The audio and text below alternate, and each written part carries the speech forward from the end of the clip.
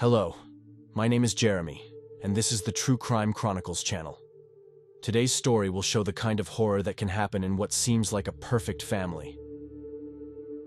You can pressure me, it doesn't matter to me. Call anyone you like, people with high reputation, they have known me for many years, and I am just myself. What you see is me, and I love, and loved my husband more than my own life. The above statements, recorded by the police of Georgia in the USA, became an example of how greed affects a person's consciousness, especially when irresistible factors and attractions converge. This tangled story, in the smallest details, shows how much horror can be hidden behind the closed doors of what seems to be a happy family. James Edward Kohnle was born on February 22, 1950, in Dayton, Montgomery County, Ohio, USA. He was the son of Ruth Slack and John Kohnle. They had 4 more daughters and 3 sons. The family was affluent. His paternal grandfather, Fred Kohnle, founded a successful company and invented one of the first price marking machines, receiving about 300 patents. Little is known about James's childhood and youth. Instead of working in the family business, James chose the path of a manual therapist. He moved to North Georgia, where he diligently worked on creating a successful company in the field of holistic medicine. He was assisted by Bonnie White, who managed the accounting, and he treated her children and grandchildren with chiropractic. As Bonnie herself recounted, James's human qualities became the key to winning over a loyal clientele. With each passing year, his business grew, and James realized that he needed new employees. It was then that a young 21-year-old woman applied for a job and was accepted. She was to be responsible for receiving visitors at the company. Teresa Lynn Box, a girl from Harlan, Kentucky, met when she got a job at his company. Despite a 20-year age difference, they fell in love and started dating. In 1996, they had a son named Caleb, and a year later, they got married and opened the Alpha Wellness Center in Dalton, Georgia, where Teresa worked as a massage therapist. According to Caleb, his mother had a somewhat unusual drive for perfection, especially considering her roots. My mom was from Harlan, a small town where women stayed at home and took care of their families. But my mom never liked that. She always wanted to take care of herself, to achieve more and better, Caleb said. Already being a friend of the couple, Bonnie witnessed their professional development. She said that Teresa was indeed an excellent massage therapist. Their second child, Allison, was born in 2000. Soon after her birth, the family moved to a spacious home next to a tennis court in Ringgold, Georgia. The marriage was stable and happy, and the children grew up in comfort and love. Christmas was a beautiful time. It was Caleb's favorite time of the year. Among the gifts, the Christmas tree, and the warmth of the home fireplace, he dreamed of many things. To provide protection for himself and consequently his loved ones, at some point, James turned to the insurance agent Tom Drew to have him issue a life insurance policy for $500,000, leaving Teresa as the sole beneficiary. At the same time, he also insured their house, but over time, this seemingly perfect life began to crumble as rumors of infidelity in the Kohnle marriage spread among the employees of the Alpha Wellness Center. Eventually, everyone found out.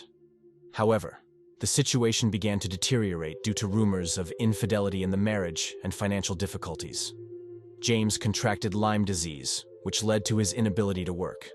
Teresa underwent 4 surgeries and lost their 3rd child, leading to her depression and substance abuse. Around the same time, Bonnie discovered that Teresa was illegally embezzling money from the business. In 1 month, Teresa herself wrote 16 checks. When James confronted her about this in Bonnie's presence, his wife denied everything, claiming that the checks were canceled. However, Bonnie, as the accountant, stated that canceled checks wouldn't have gone through the bank, and then she showed a bank statement, putting Teresa in a difficult position. Moreover, among the employees of the couple's business, a new rumor began to spread that Teresa was putting lithium in her husband's coffee. In fact, James suspected this and, not wanting to hide it, began to spread the information himself. Although it was not fully clarified, the investigation indicated that a divorce between the husband and wife was even considered. By mid-2007, the family's situation became unstable. 2 of their cars were repossessed, and James appeared noticeably depressed. Everything changed when the couple received a notice that they were going to be evicted from their home for non-payment of the mortgage. However, Teresa developed a plan that, despite its unorthodoxy, promised to provide a final solution to all her crises, whether marital, financial, or existential. Her first step was to impersonate her husband and write a letter in which he supposedly informed Agent Tom of his decision to end his life. Then, early in the morning on Friday, June 29, 2007, she was ready to put the remaining part of her plan into action.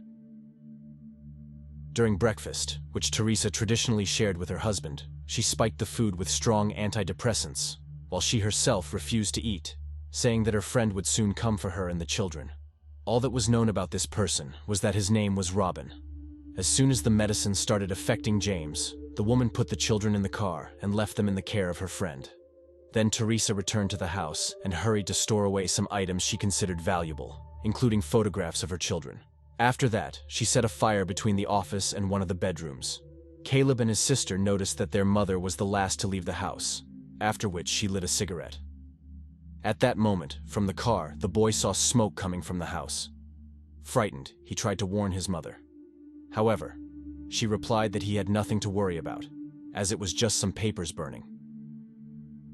Soon after, Gary Carlock, the owner of a local grocery store, was on his way to work when he saw smoke coming from a house and called emergency services.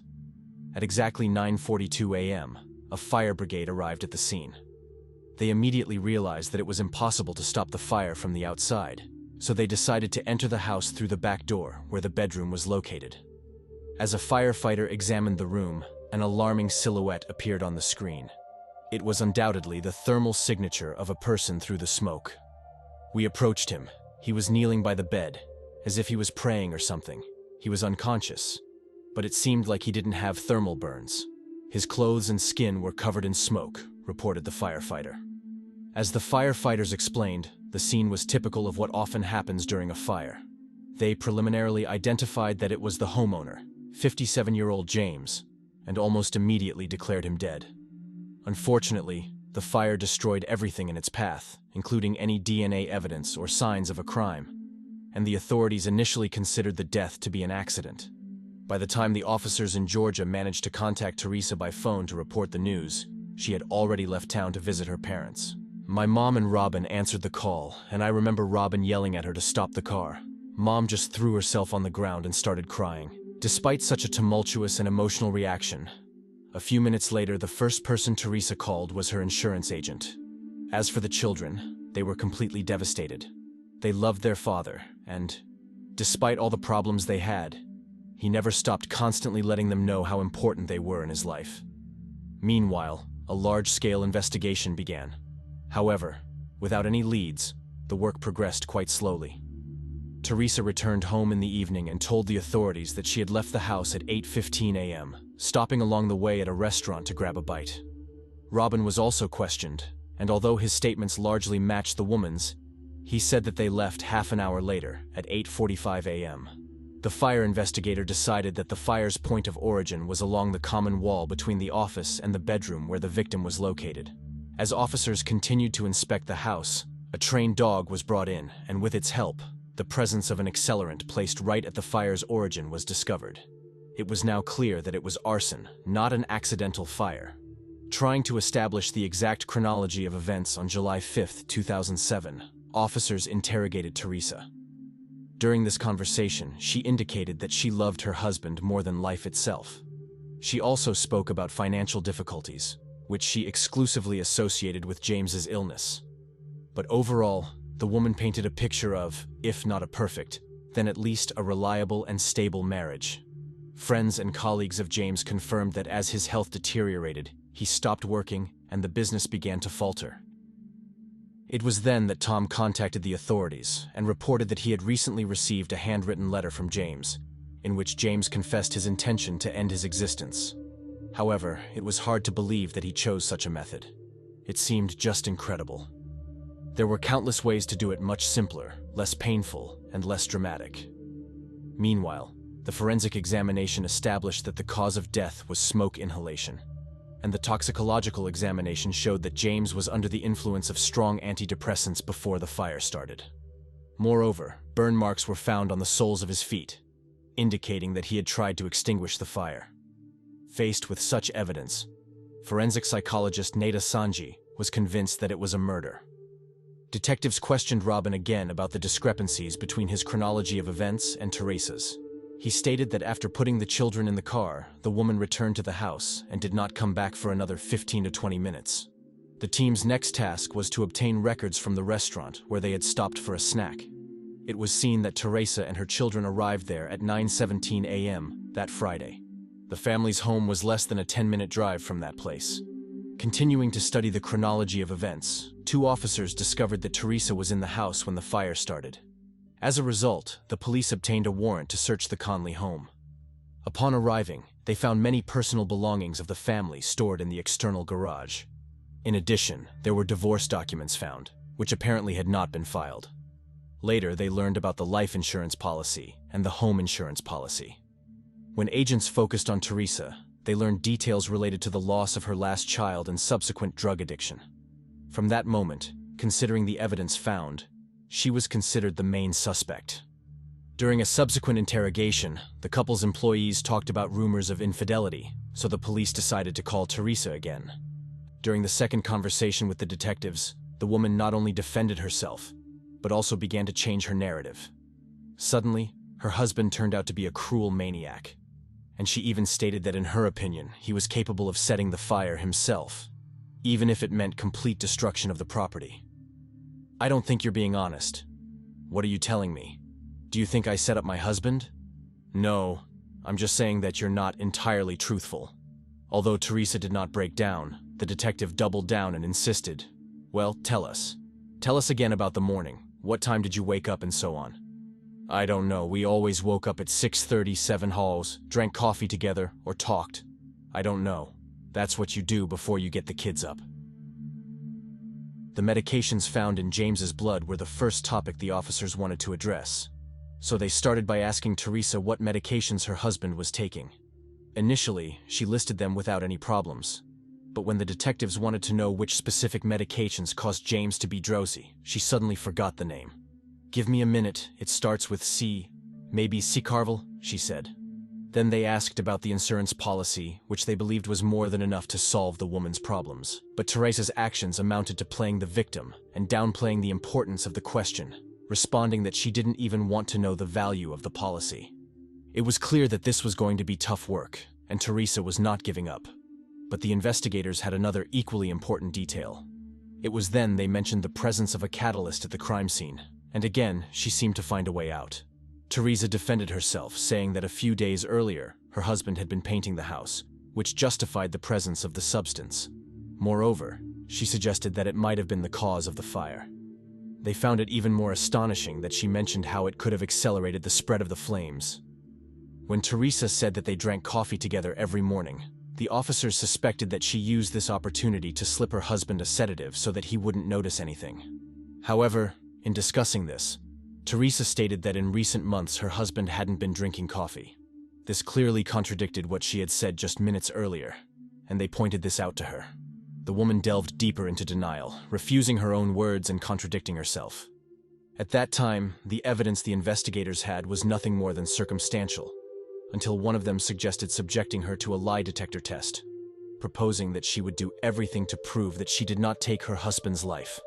However, before undergoing the test, Teresa had to sign a written agreement stating that if she failed the test, the authorities could use this against her in court. At that moment, the woman was no longer concerned about the fire. Now she was worried that the detectives knew about the numerous affairs she had behind her husband's back, as before taking the test, she wanted to know exactly how much information they had on her. A mistake could fully compromise her. But in any case, the computer during the test showed that her level of deception exceeded 100%.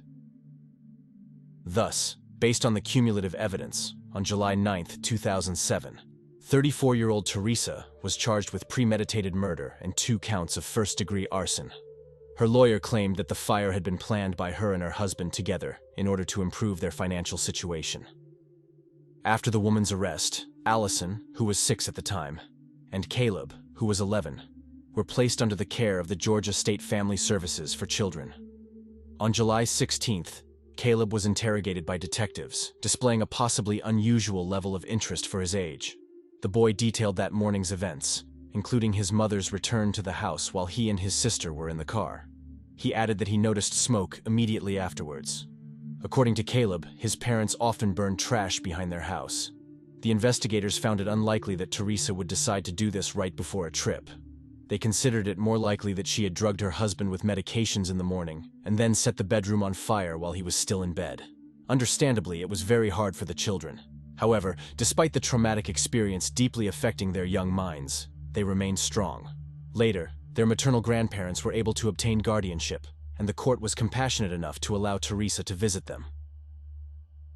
After this, the police presented Teresa with evidence and made it clear that her children could be called as witnesses to testify against her. Her defense initially approached the district attorney's office requesting recommendations for a plea deal. The deputy district attorney, who investigated the case, admitted to reaching a fair and adequate plea agreement. Not wanting her children to go through such trauma, 2 days after the trial began, Teresa agreed to the deal.